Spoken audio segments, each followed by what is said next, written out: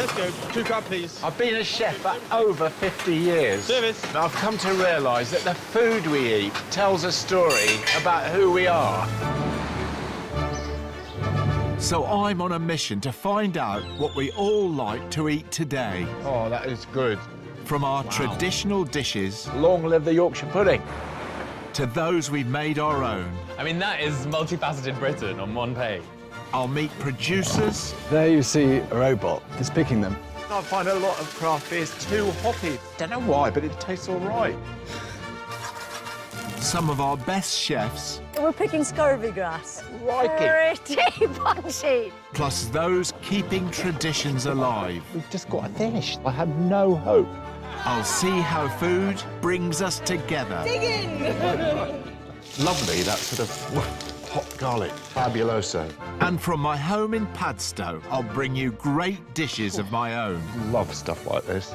So join me as I unearth the stories behind the food we all love to eat today.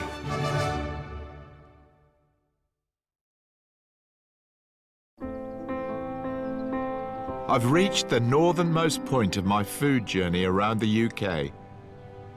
Beautiful Argyll on the west coast of Scotland. And I've come to this rugged part of the world because I'm fascinated by our growing interest in wild food. And I've heard tell of food producers and chefs here in Argyll doing really interesting things with a natural larder on their doorstep. To me, Argyll in Scotland is something of an undiscovered foodie destination. Its bountiful coastline consists of fingers of land jutting out into the sea, which makes it a little inaccessible unless you travel by ferry or take the long way round. But to those in the know, it's a mystical and magical foodie heaven. Argyll encompasses a chunk of the Scottish mainland north of Glasgow and 23 inhabited islands. It's dotted with over 60 castles, including the magnificent Inverary Castle. And its coastline is studded with sea lochs, whose watery depths harbour the most amazing seafood. I've come to Holy Loch, where I'm thrilled to join Mary Galloway and Alistair Mackay. Hello, I'll get on board first. Pleased to meet you. Mary, Yes, pleased to meet you. As they set off on their creel fishing boat let's go. Let's do it. to catch some local langoustines. And what a beautiful day it is to be out on the water.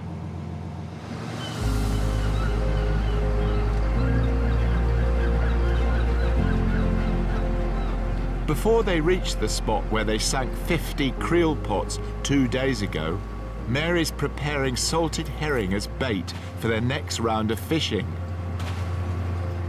Creel pots, in case you're wondering, are basket-like traps designed to catch seafood live.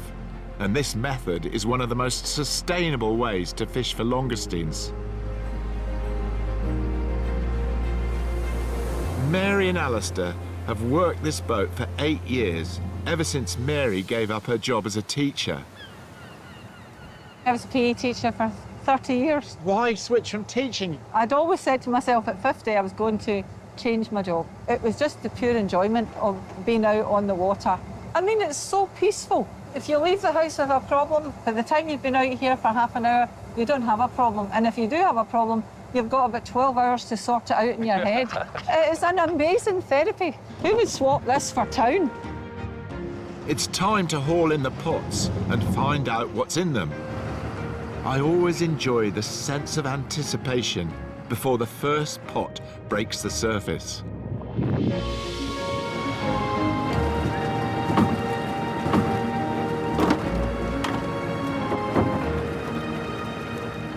The langoustines are packed into special trays to keep them alive. There's a lot of langoustine coming up, but it's amazing the amount of bycatch they're throwing back. All the young langoustine are going back to let them get a bit bigger, which is really good. That prawn's just recently moulted. Yeah. But to keep that and to sell it would be no good because the meat in the tail would be very, very soft. Yeah. So we throw them back. Great conservation, really. Just letting them go back to growth. Yeah. Just wondered, what are the stocks like? Very healthy. The amount is immense. Every year it surprises you and shocks you. You have a good period of fishing, which is usually in the summer months. Yeah. And in the winter months, when the water's a lot colder, the fishing slows down. But there's still enough there to make a good living at.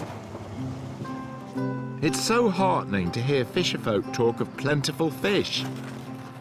But I'm disappointed to hear that Mary and Alistair sell most of this wonderful catch outside of the UK. The main market for our stuff's in Spain. 95% of what we catch goes there. I get depressed when I hear that because people in Spain and France are prepared to pay the price for the greatest langoustine, which is what you're catching in the greatest waters. With all respect, I think it's people don't eat as healthily here. Do you sell any locally? Yeah, there's quite a few restaurants locally. And then there's a fishmonger in Edinburgh and one in Glasgow. We meet everybody face to face and hand them over the stuff, you know. Everything we do goes live. Before we head to shore, Mary sends the freshly baited creel pots back to the bottom of the loch. Well, I must say I've really enjoyed watching Ali and Mary work. They clearly love what they're doing. But also, I'm quite optimistic because I think the stocks are very healthy. Eat more langoustine. They're delicious. I don't know whether you've ever thought about selling them further afield in Glasgow, like Cornwall. I'm sure it could be arranged. I want to encourage more of you to eat Scottish langoustines. And because it's the Spanish who snap up Mary and Ali's catch and really know how to cook with it, I'm making arroz rojo, or red rice, with pan-fried langoustines and haddock. It's a bit like a paella rice, the same sort of process, but it's really all about the stock. And in this case, the stock is coming from the langoustine shells. So the first thing to do is to pull the tail off, then crack them. The temptation is to throw away the shells, but you're going to need them later. Once you've extracted the meat, which you can also do by cutting down the middle, you need to bash the shells about a bit, being careful of your fingers, of course. As you can see, I'm talking from experience. Now I'm just going to chop the heads up too. There's a lot of flavour inside the langoustine's head. It's called tomali. Right, here's how to make a super tasty shellfish stock. So I'm just going to add some olive oil now. Some onions, carrots, celery. Also, some tomato puree, as well as fresh tomatoes. A herb which I think goes really well with shellfish stock is tarragon. Then some white wine for a bit of acidity, and some fish stock. And quite a lot. It's about a litre of fish stock.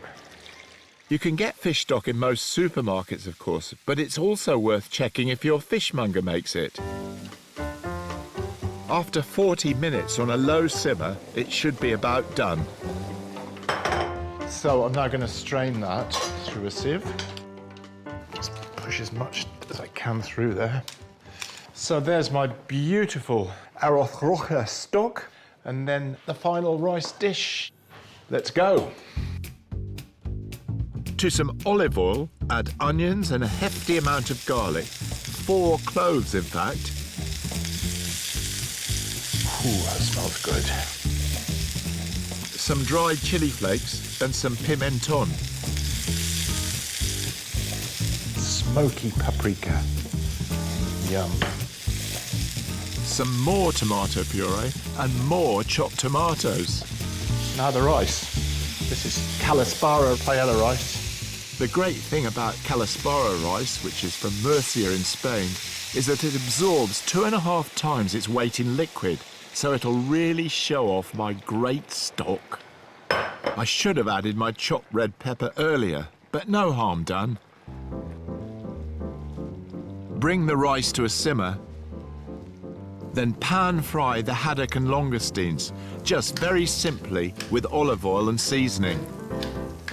So I'm watching over the arroz rojo, and of course I'm very tempted to stir it, but that's an absolute no-no with Spanish dishes like this, because once you stir it, you lose that look of all the grains being separately visible. So all I'm doing is just moving the pan around a bit so that the heat is distributed uniformly.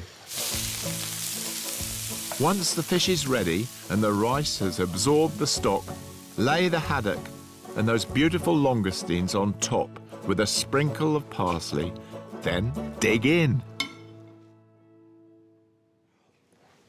Well, I have to say I'm very happy with this arroz rojo and the langoustine. It's lovely.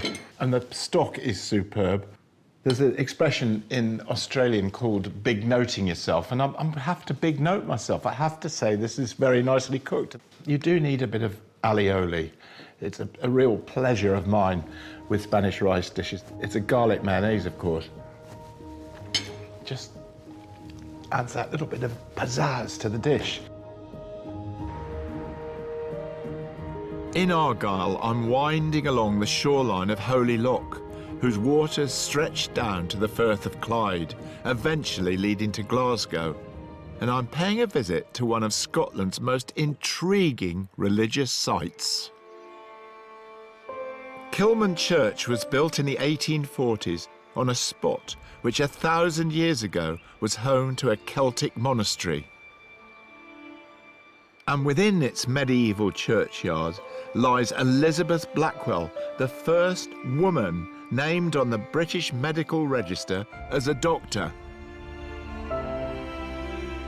But there's something else more macabre here, which I find particularly fascinating. This is a mort safe, and it was to prevent body snatching. It's built out of iron, so it's so heavy that the only way you could lift it off the coffin was with lifting equipment. The reason why Kilmun Church was so popular with body snatchers was because it's right on the Clyde, and the thieves could come in by boat, take the bodies and go, but not after the mort safe was in position. Lucky for me, I've been granted access to the church's legendary mausoleum, which houses memorials to the dukes and earls of Argyll's past, who belonged to one of Scotland's most powerful clans, the Campbells. Sir Duncan Campbell founded Kilmun Church and was the first clan chief to be buried here. He was once held captive by a suspicious King James I for associating with enemies to the Scottish crown. As I entered the church, with its magnificent stained glass windows, I'm met by a wonderful sound. Coming from the century-old church organ, with organist Philip Norris tickling the ivories. Philip. Yes, good morning. I just wondered what's so special about this organ? Well, it's powered by water, which powers the bellows, but also it powers the action of the organ. And as far as I know, there's only 2 left in Scotland. Well, I just wondered if you could play something. Shall I play this piece here? What is it? Ye banks and braes of Bonnie Doon. How can ye bloom so fresh and fair, and I so weary, full of care?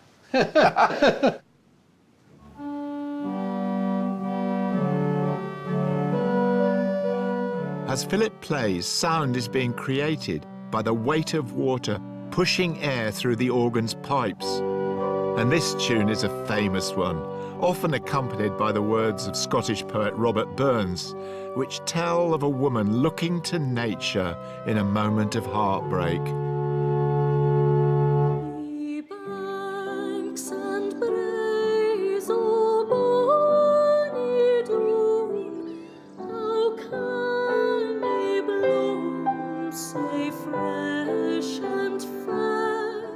And it's the beauty and bounty of this landscape that are at the heart, too, of the next food story I want to tell you about a restaurant on Loch Fyne, which draws inspiration from the stunning wilderness around it.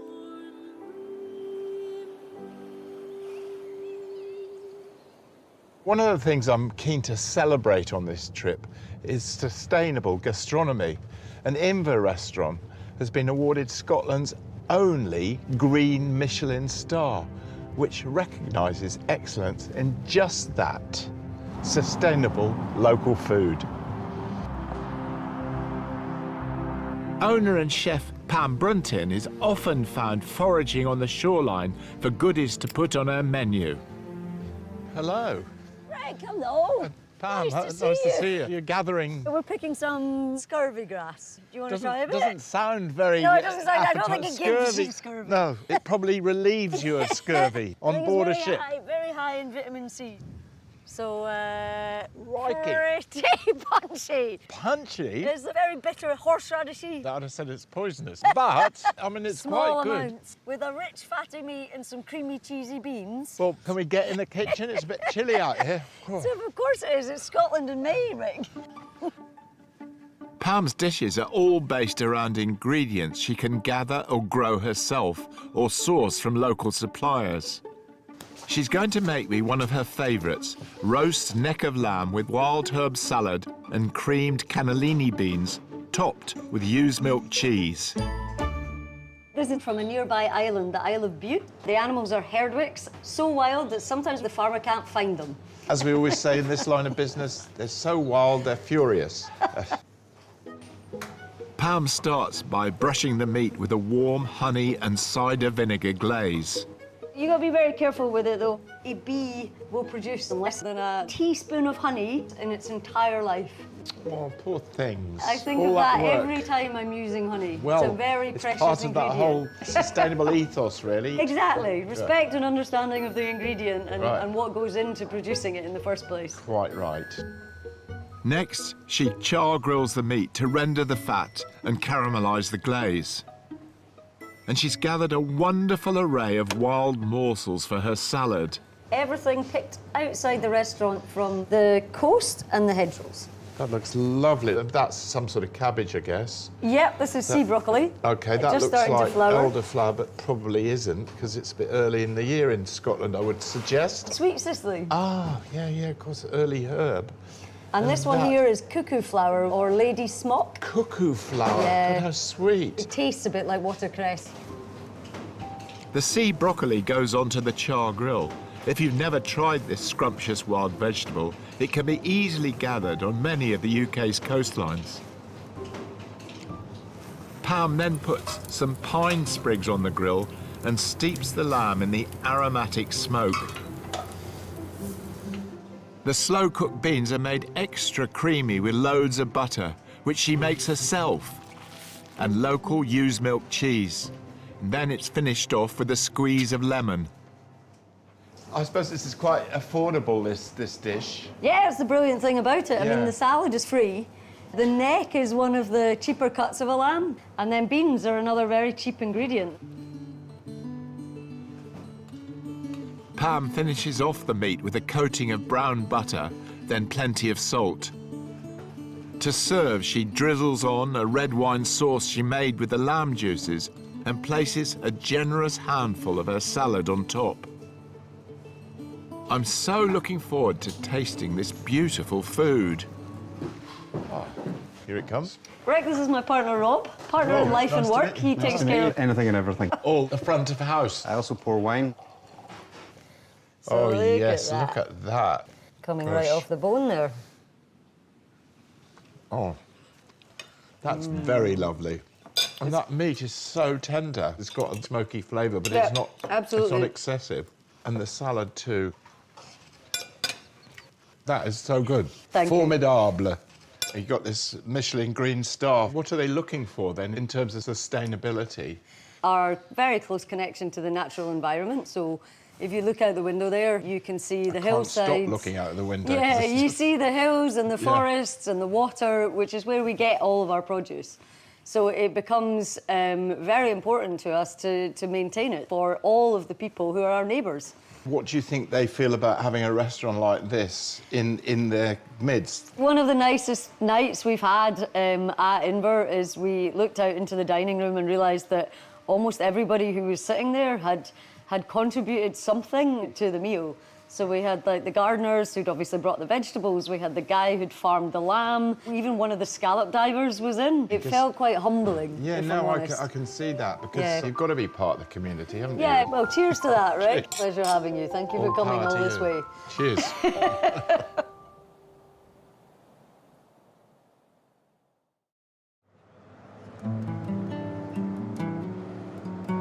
It's the next day, and I'm off to the Isle of Bute, one of Argyll's bigger islands. I suppose the reason not many people visit this region these days is you have to hop on and off lots of boats to get around. But I absolutely love this sort of slow travel, and everywhere you look, you get to drink in those memorable views. The Isle of Bute used to attract crowds of visitors back in the 1900s, and in its main town, Rothsay, you can see remnants of the island's heyday as a holiday destination.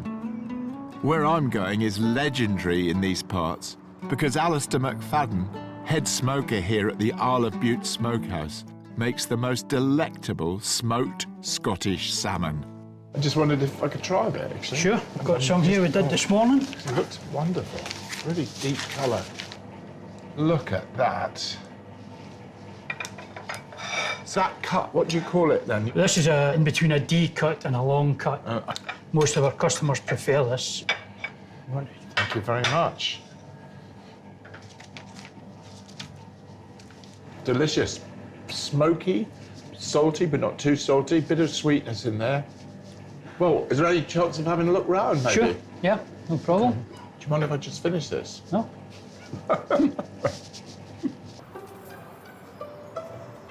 I'm very keen to see Alistair's smokehouse, which must be the oldest I've ever been to. My gosh. That is amazing, Alistair. Got a smell. Unbelievable. I mean, how long has this been like this for, then? Started in 1888. It hasn't been touched for all that time? No, all that tar is built up over the years. You mean the environmental health people haven't asked you to clean it all? You know, I've been through modern smokeries controlled by computers and dials and everything, and just coming in here, you can sort of feel the history of the Isle of Bute in this fantastic kiln. Aye. Alistair's method for making whisky smoked salmon begins with him dry curing the fillets in rock salt and demerara sugar. Then the salmon fillets are hung on racks and carefully placed high up in the kiln. Next, Alistair lays down piles of sawdust with large shavings on top, and the smoking process begins. This is the method called cold smoking, which keeps the fire's temperature low enough to smoke the salmon without cooking it. And the special thing about the sawdust is that it's made from old recycled whiskey barrels. Did you think it affects the flavour of the salmon? Yeah, you can smell the smoke already. Yeah. The flames will die down shortly, yeah. and then it'll just smoulder away all night. What I really like is that Alistair's got such skill. I mean, he's judging exactly the right amount of smoke to get the right heat and where the shavings go to get everything to start smoking. It's just when you're sort of eating something like smoked salmon, which I adore, the thought of it being produced in a place like this just makes it taste better. Just wondering how long I'll be able to stay in here. I think we better leave.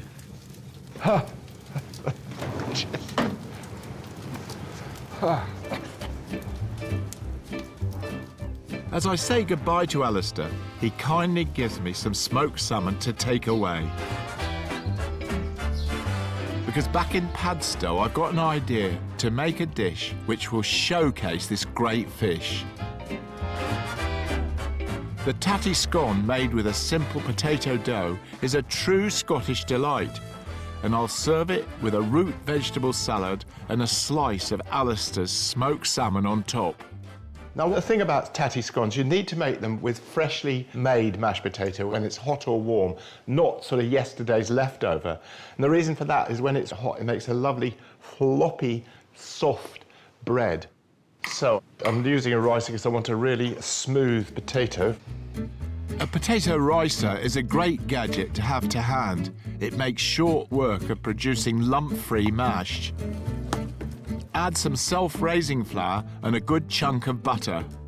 You can use milk in place of butter if you want a less rich tatty scone. Then season with some salt and pepper. And in my case, I'm just going to add some spring onions, very finely chopped. Because I just want that sort of slightly oniony flavour in the bread to go with my smoked salmon. Tatty scones are also called totties, or in Ireland they're called potato farls or fadges. They're superb with a fried breakfast.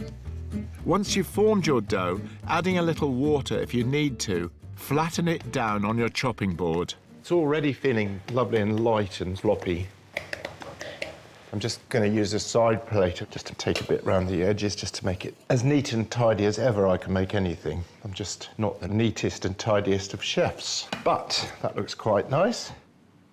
Just cut that into 4 quarters. Put your quarters in a frying pan and brown them on both sides for 3 to 4 minutes. I love using just a steel pan. I'm not as keen on non-stick because I just like seasoning my own pans, and that just means baking a surface of oil on it and then just pour all the oil out, and what's left in there will actually harden and form a coating which is pretty non-stick. To make a quick and tasty root veg salad, finely slice a bulb of fennel and do the same with some radishes and a peeled beetroot. Then throw in some chopped dill, cider vinegar, soft brown sugar, salt and freshly ground black pepper. Finish with a glug of olive oil.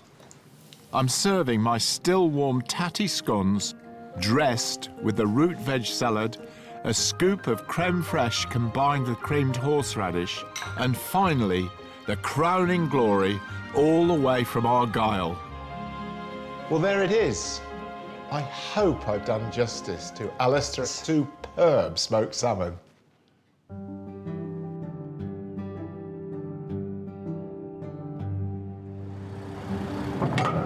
As I leave Argyll, by ferry of course, I'm feeling heartened by how good the food is in this beautiful part of the world. I urge you to make a visit. You'll be so glad you did. Next time, I'm in Lincolnshire, meeting James Dyson. Down there you can see a robot. Oh, I see. Yeah, it is actually. It's picking them. I'm getting a bit excited now. Very summery sweet, I think. Did you ever do that when you were a kid? I'll probably taste another of these, and I'd say it's not as good as Rachel's. You are a charmer, definitely.